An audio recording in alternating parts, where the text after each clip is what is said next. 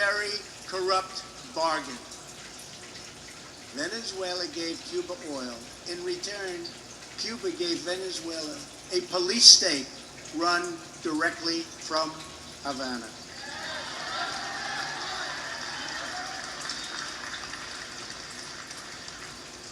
But this is a much different day, and those days are over.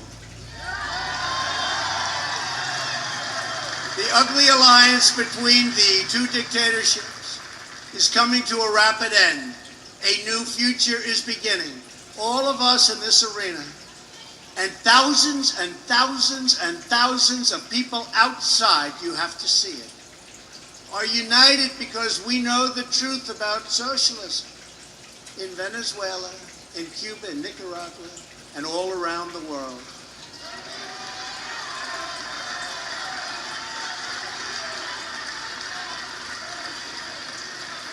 Socialism promises prosperity, but it delivers poverty. Socialism promises unity, but it delivers hatred and it delivers division. Socialism promises a better future, but it always returns to the darkest chapters of the past. That never fails. It always happens. Socialism is a sad and discredited ideology rooted in the total ignorance of history and human nature, which is why socialism eventually must always give rise to tyranny, which it does.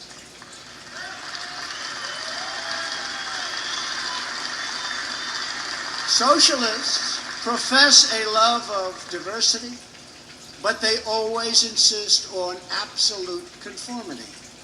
We know that socialism is not about justice. It's not about equality. It's not about lifting up the poor. Socialism is about one thing only: power for the ruling class.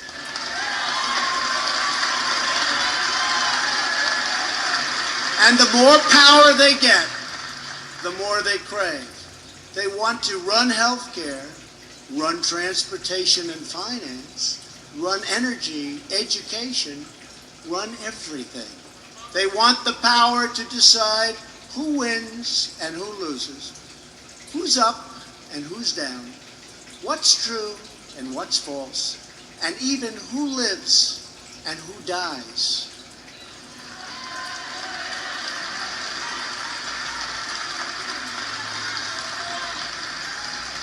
In short, all of us here today know that there is nothing less democratic than socialism. Everywhere and anywhere it appears, socialism advances under the banner of progress, but in the end it delivers only corruption, exploitation, and decay. With us today is David Smolansky.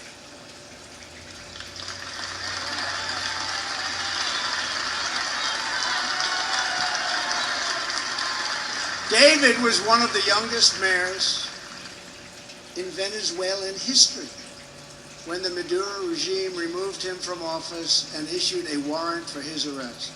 David fled into Venezuela's treacherous southern jungle. Eventually, David reached Brazil, where he was welcomed with open arms. Today, David lives in exile in the United States, where he continues to speak up for the Venezuelan people. Sadly, David is the third generation of his family to flee the agony of socialism and communism. David's grandparents fled the Soviet Union in 1927, and his father fled communist Cuba in 1970. As David said, the difference I want to have for my father and my grandfather is to go back to my country. My grandparents never went back to Kiev. My father has not been back to Havana. I hope I can soon return to Venezuela. I think that will happen, David.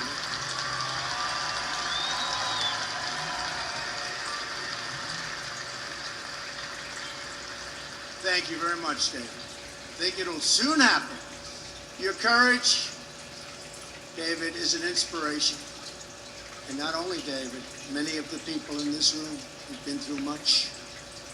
But you see it coming to the end. You see it really coming to an end for the first time. For the first time, you're seeing it. Because the United States, a true great nation, is behind you.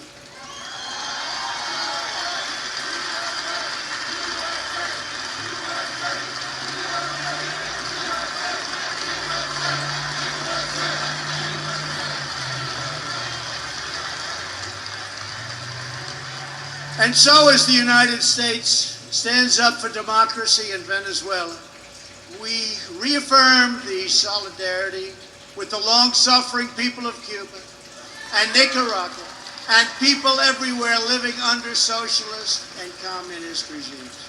And to those who would try to impose socialism on the United States, we again deliver a very simple message. America will never be a socialist country.